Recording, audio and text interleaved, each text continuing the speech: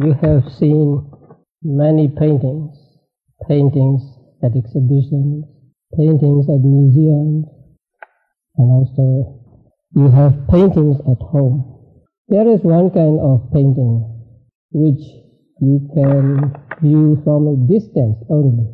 So when viewed from a distance, it is a beautiful picture of a scene, or a house, or an animal, or a person.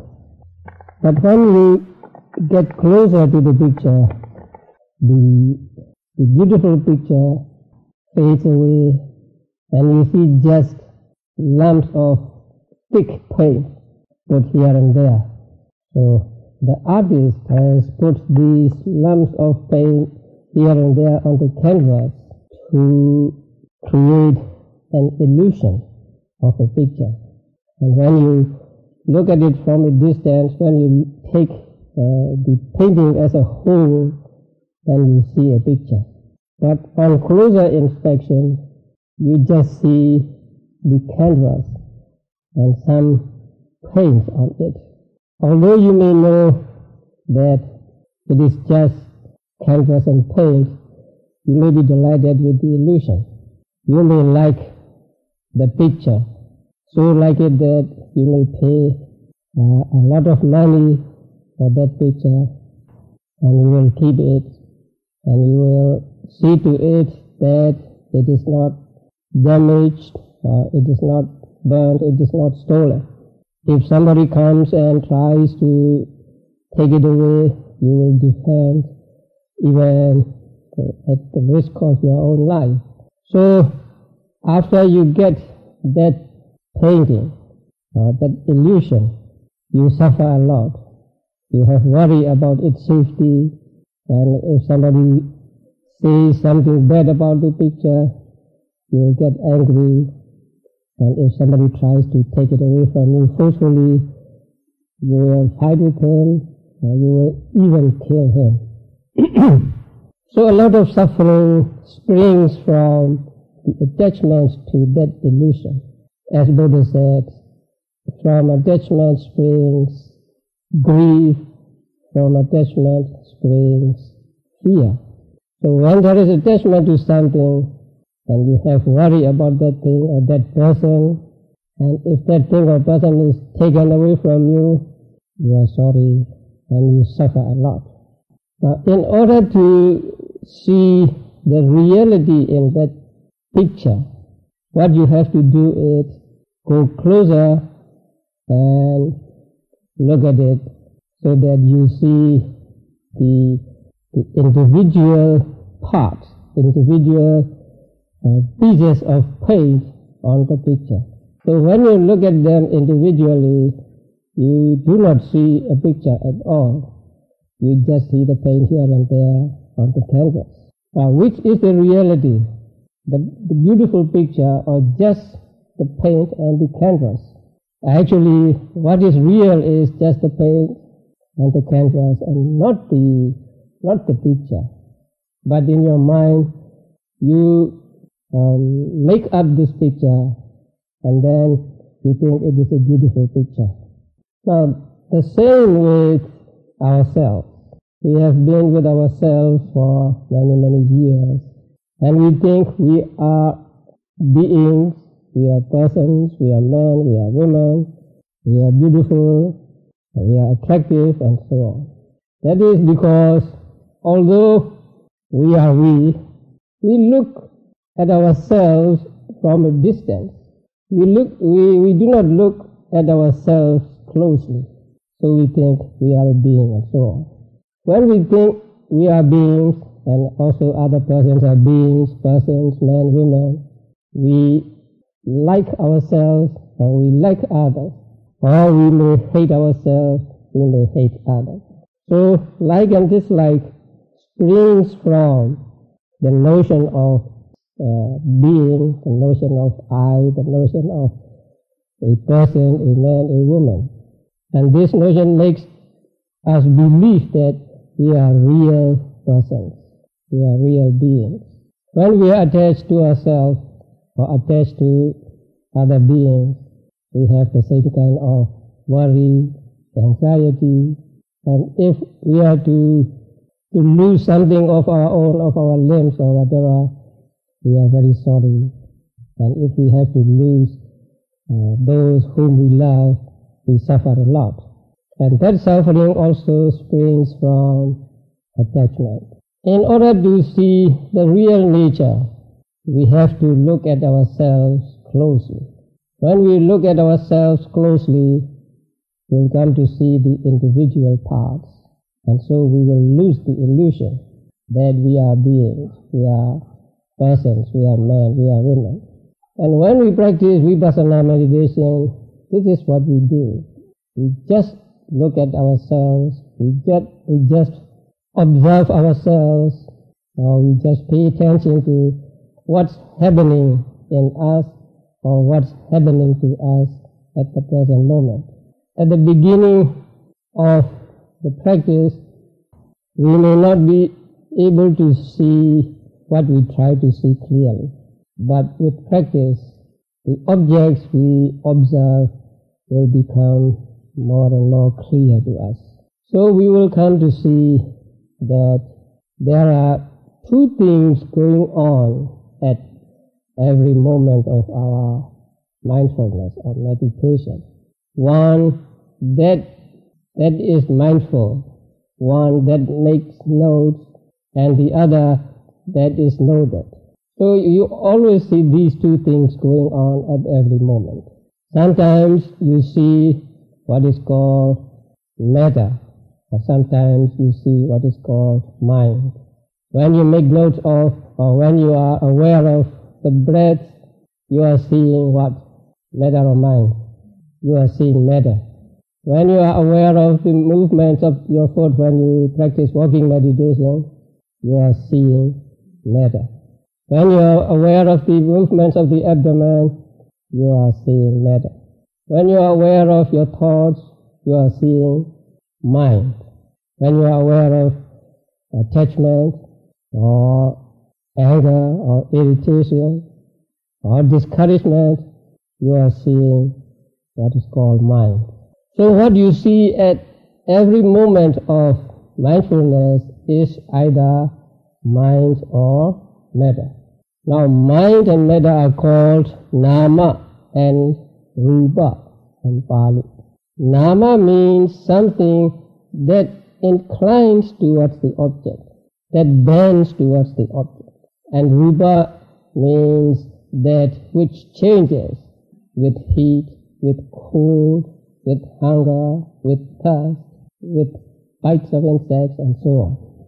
And nama has the ability of cognizing. So nama knows this, nama knows that. But rupa does not know. So it is only known. But nama can be both knowing and what is known. Now if you are aware of your thoughts, one nama is noting another nama. So in that case there are two namas. One the subject and the other object. In the beginning you may not see clearly nama and rupa.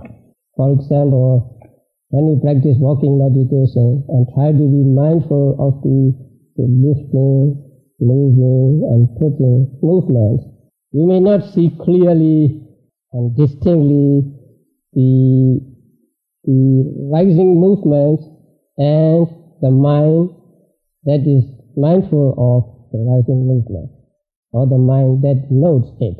You may see something like mixed together.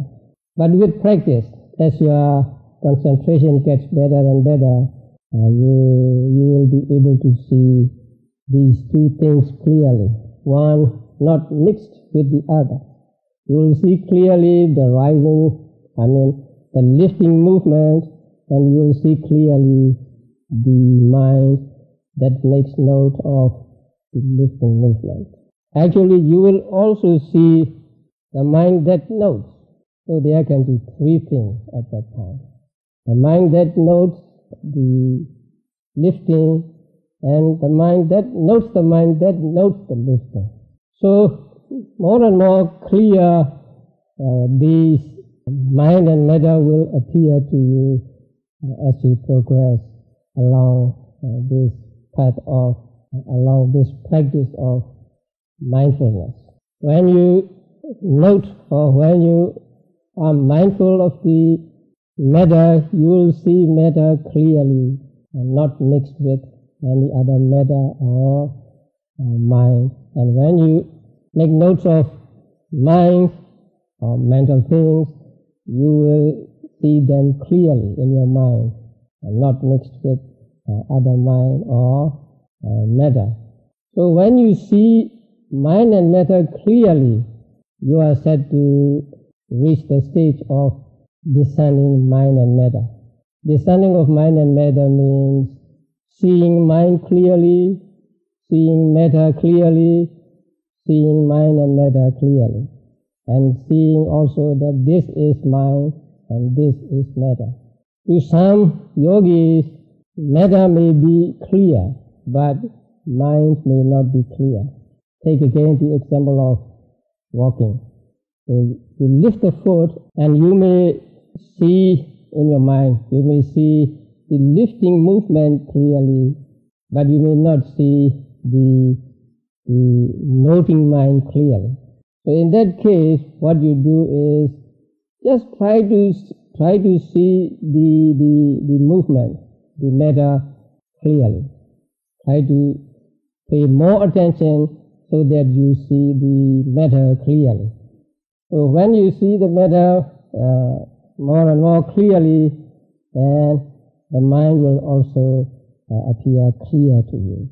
So the advice given in the commentaries is, if you can watch the matter clearly, but mind not clearly, don't try to see the mind clearly, but try to see the matter more and more clearly.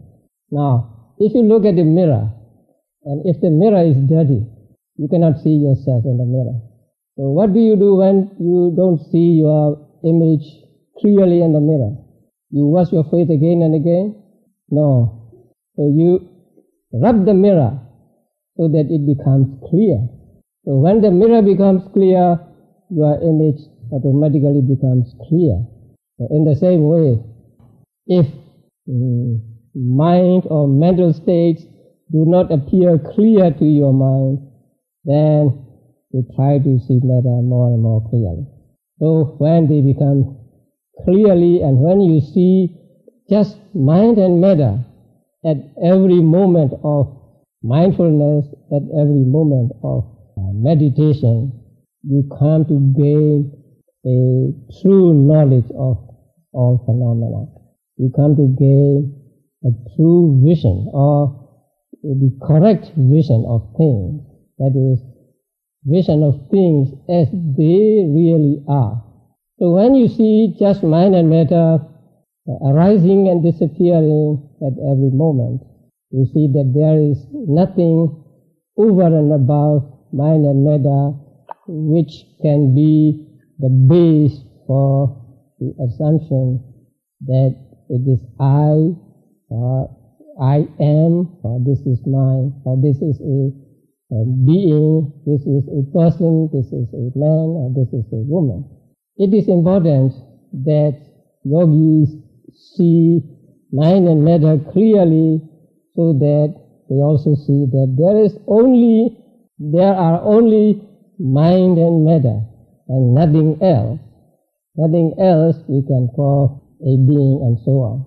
So a yogi comes to understand that what we call a person or a man, or the word we use, is just a conventional term designated for that mind and matter.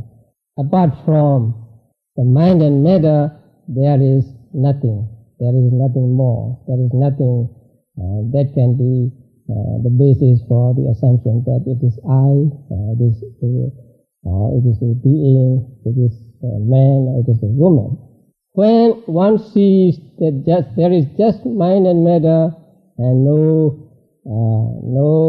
soul or no self or no being involved, one can become detached. from oneself. There are many examples given in the commentaries. The examples given in the commentary, the first one is a chariot. Just as when the component parts such as axles, wheels, frame, poles, etc. are arranged in a certain way, there comes to be the mere term of common usage, chariot. Yet in the ultimate sense, when each part is examined, there is no chariot. So what we call a chariot is just a combination of axles, wheels, frames, poles, and so on. I always substitute a car for the chariot because it's easier to see a car than a chariot in these days. So what we call a car is just a combination of parts, wheels, body, seats, engine. If we take these parts one by one, we lose the designation car. There is no car, just the part. But when we put them back in their proper places, we get the designation car. So in reality, there is nothing which we can call a car, but just the components. In the same way, there is nothing we can call a being, or a man or a woman, but just the components, which are nama and rupa, which are mind and matter. Also, take a house. A house is just a combination of components, the roof, walls, floors, and so on. So when they are put together in their respective places and they enclose a space, then that thing is called a house. But if we take the things, the walls, the roofs, and others one by one apart, we lose the designation house. There is no house at that time. About 2 or 3 years ago, a house across a road from our monastery was demolished. We used a very powerful machine, and just within an hour, the house lay flat on the ground. So there was no house at that time, although the components are still there. The walls and all other components of the house are still there. But there was no house at that time. The house has disappeared. So if there is a house, there is really a house, then there must be a house when the components are taken apart also. But when the components are taken apart, there is no house. We lose the designation house. We don't see a house. So what really exists is not the house, but the part. In the same way, what really exists is not the being, not the man or not the woman, but just mind and matter. And then the commentary gives the example of a fist. So what is a fist? Is there a fist? Apart from the fingers and the palm, there is no fist. But you bend your fingers and put it in a certain way, and now there is a fist. So what we call a fist is actually not a fist at all. It is just fingers and palm. So actually, a fist is a non-existent thing. It exists only in our imagination. So what really exists is the fingers and the palm. Another example is a lute. Let's say a guitar. So the guitar has, I don't know the name of the parts. A body and the handle and the string. And when they are put together, we call it a guitar, and you can play it and you can enjoy the music. But when you take them apart one by one, you lose a guitar. There is nothing we can call a guitar. Just the body, the handle, the strings and others.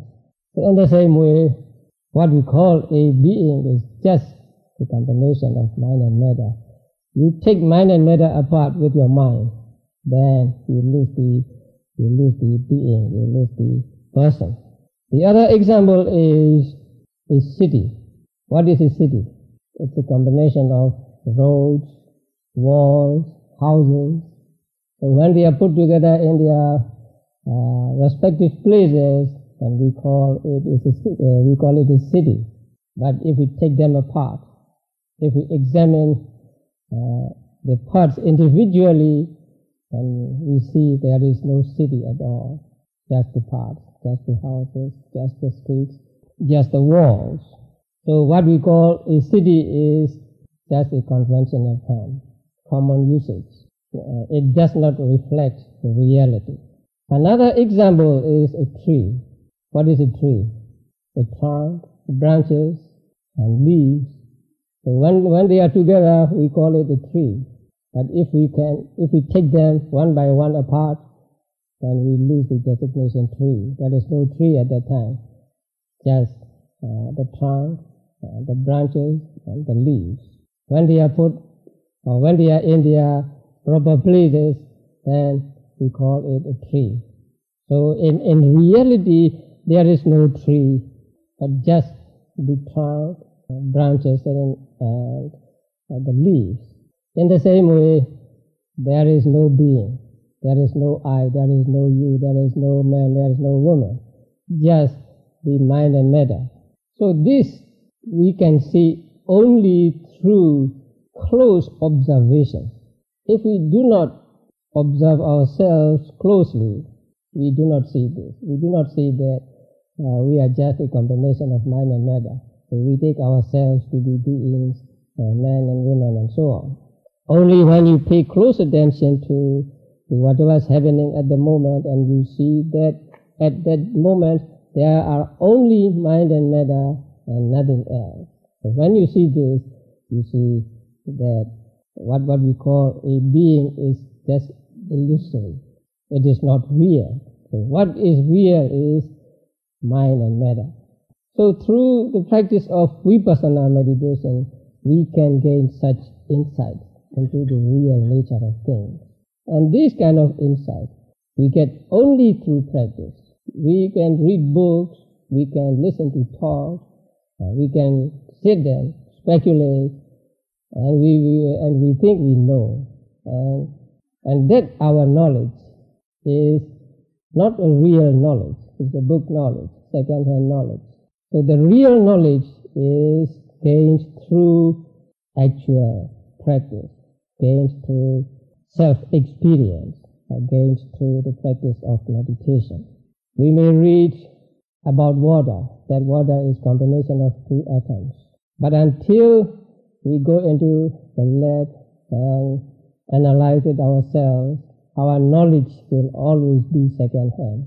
But once we analyze it ourselves in the lab and see for ourselves that it really is a combination of two atoms, two elements, then our understanding of water being a combination of two elements become firm and unshakable.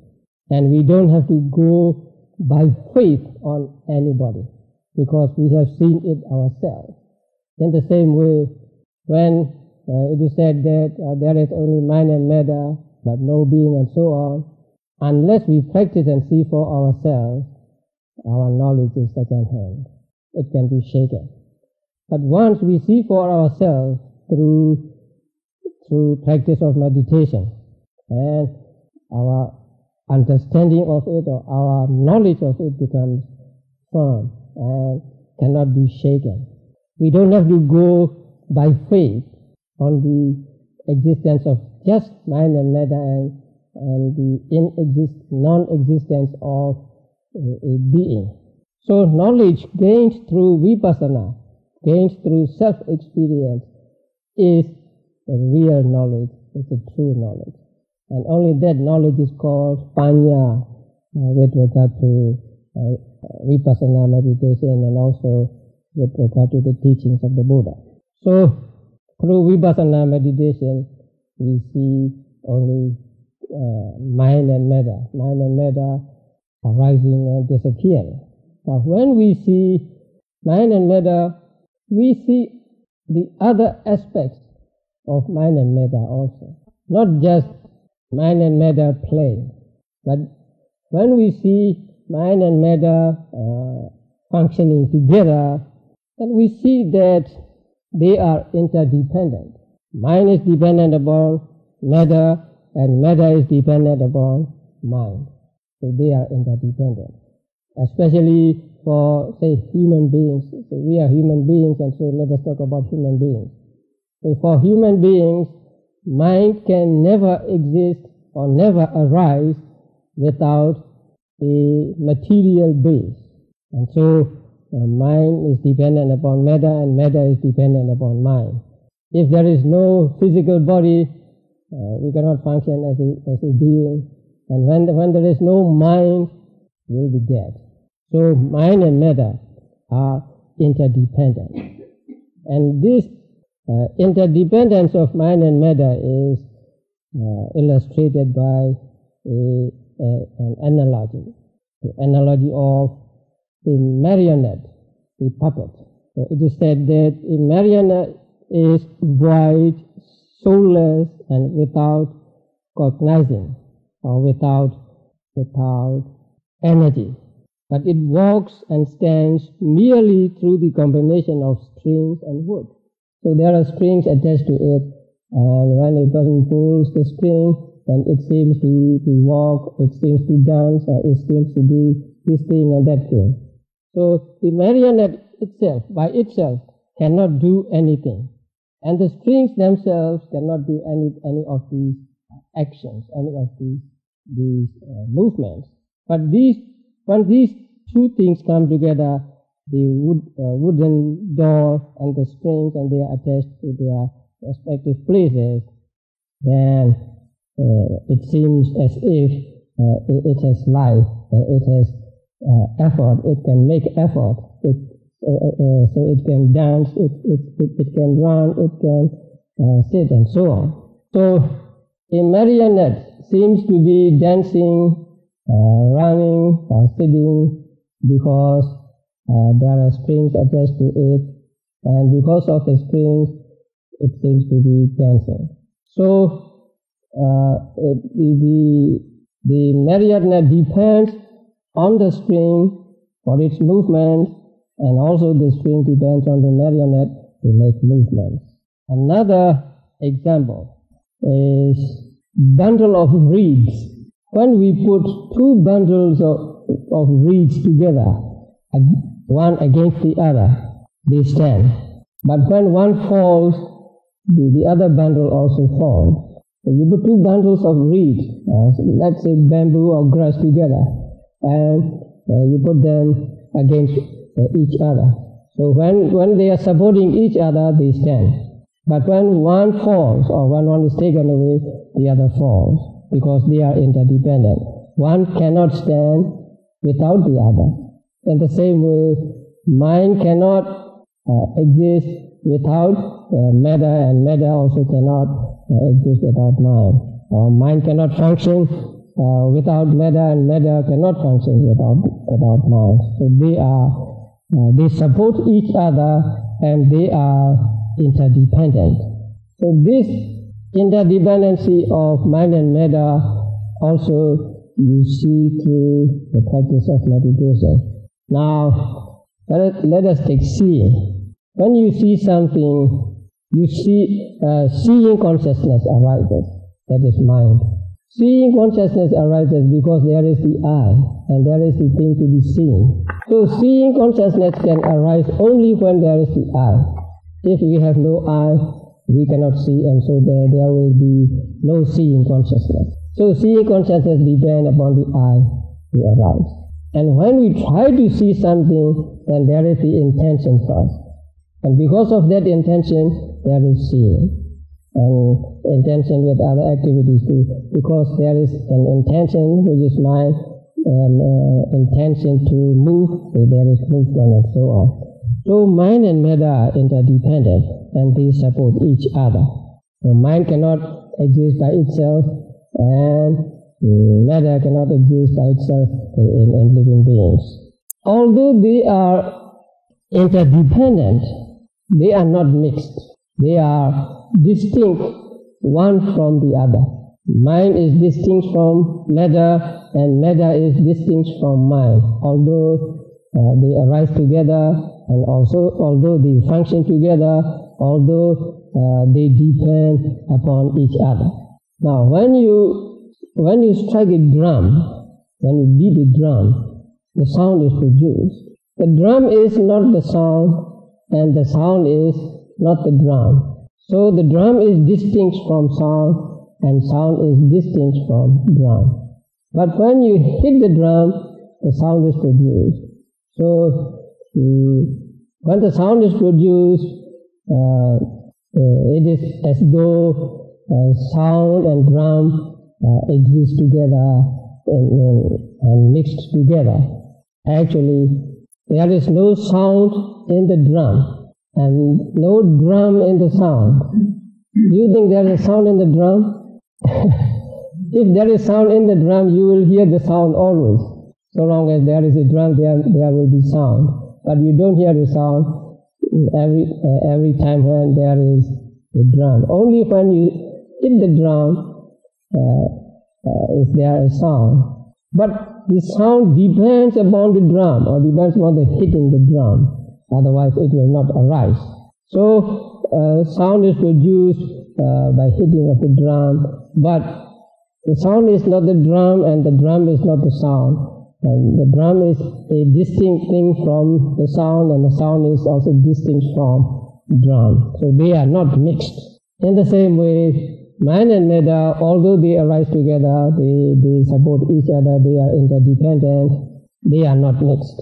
They are distinct from each other.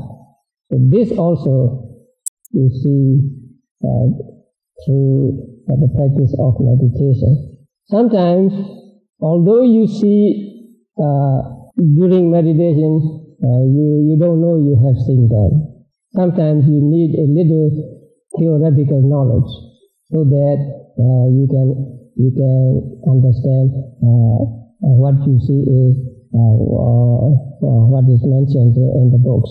But whether you have knowledge of the books or not, you will see them, only you cannot name them. So when you see just mind and matter arising and disappearing, and you see mind distinctly from matter and matter distinctly from mind, then you see that they are unmixed. They are not mixed together, one distinct from the other. Seeing consciousness is one, and the I is another. They are not mixed together, although seeing consciousness depends on the I to arise.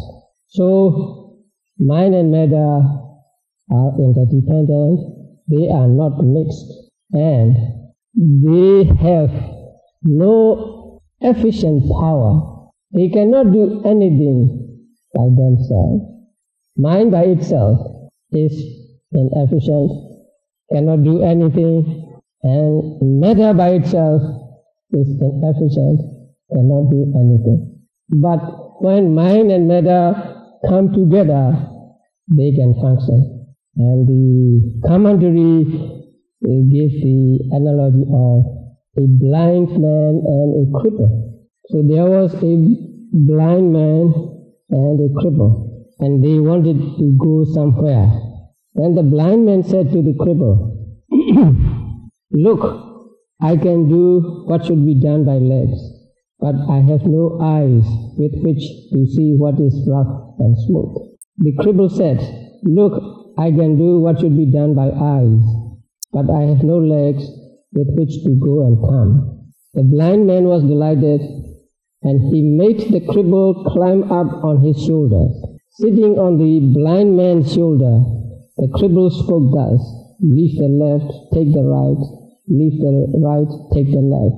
So he gives directions, sitting on the shoulders of the blind man. And so they can reach the place they want to go to. So the blind man has no efficient power. He cannot travel by his own efficient power, by his own strength. And the cripple has no efficient power. He cannot travel by his own efficient power, by his own strength. But there is nothing to prevent their going when they support each other. Now, the body cannot do anything when there is no mind.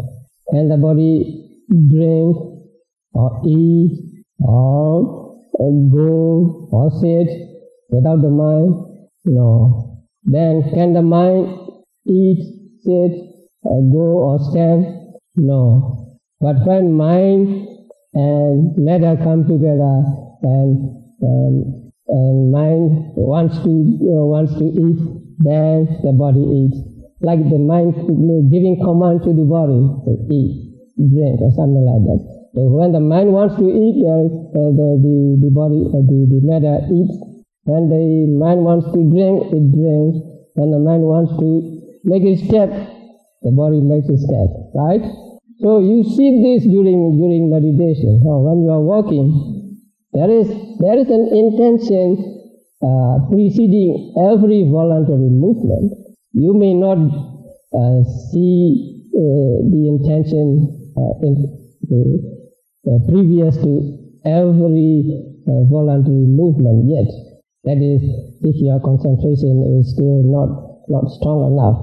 But you will see in due time that every voluntary action is preceded by the intention. Because there is the intention to lift the foot, there is lifting of the foot. There is the intention to move the foot forward, there is a moving of the foot forward. If you do not have the intention to lift, no lifting will occur, not strong enough. But you will see in due time that every voluntary action is preceded by the intention. Because there is the intention to lift the foot, there is lifting of the foot. There is the intention to move the foot forward, there is a moving of the foot forward. If you do not have the intention to lift, no lifting will occur. Sometimes you want to make a movement, and you make note of that intention, and then intention disappears. So when the intention disappears, you don't move at all. So matter for the body by itself is inefficient. It cannot do anything. And mind by itself cannot do anything because it has no body. It cannot eat, it cannot drink, it cannot sit, it cannot walk. But when these two come together, they function as a being. Now that is going, sitting, eating, drinking, and so on. So the simile, the analogy of the blind man and the cripple is a very good example. Each one inefficient in their own way, but when these two together, they remedy what is missing in another person, like something like that. So they both come together and they can go to where they want to go. And also we can take the example of boat and people. So when you want to cross a river, you have to use a boat. The boat by itself cannot do anything. And people by themselves cannot cross the river. The river is too wide. But the boat and the men, the people come together, and together they can cross the river. They can cross to the other shore. So each one is inefficient in some ways, but when these two come together, they become efficient and they can function. So all of these you see through seeing mind and matter arising and disappearing, arising as a pair and disappearing as a pair. So just by seeing mind and matter, you also see these aspects, that mind and matter are interdependent, that mind and matter, although they are interdependent, they are not mixed, and each by itself is not efficient, but when they come together, they function. So this is the correct understanding of phenomena. This is called a correct view, or this is called the definition of mind and matter, or the limitation of mind and matter. That means you are able to see mind clearly, matter clearly, mind and matter clearly. And this clear understanding, clear seeing of mind and matter, you can get just by watching, just by observing closely. So when you observe closely, you see only mind and matter, and not the person, not the man or not the woman. Just as when you look closely, you see only the canvas and the paint, and not the picture. But when you go back a little distance, you see the picture. In the same way, when you practice meditation and you see mind and matter arising and disappearing at every moment, and you see that there are only mind and matter and nothing over and above mind and matter, then you give up meditation. Then the notion of being will come back to you, just as when you move away from the picture, from the painting, you see the picture again. So it is important that we do not give up practice of meditation, so that we have this right understanding or the correct view of things always with us. And all of this understanding we get just by paying attention, just by being mindful of what is at the present moment. So what is important in our practice of meditation is to be mindful of the thing at the present moment. Just by praying whatever is at the present moment, we will come to see that there is something which is noticed, and there is something which notices. And something which notices is mind, and something which is noticed is sometimes mind and sometimes matter. And at every moment of noticing, you will see these two things going together. And you may try to find any other thing over and above mind and matter. If you find it, you may hold on to it. So you see only mind and matter, and so you come to the conclusion that there is just this combination of mind and matter, and in reality there is no being, no person, no man and no woman. So when you have this kind of knowledge, you are said to gain the purity of vision.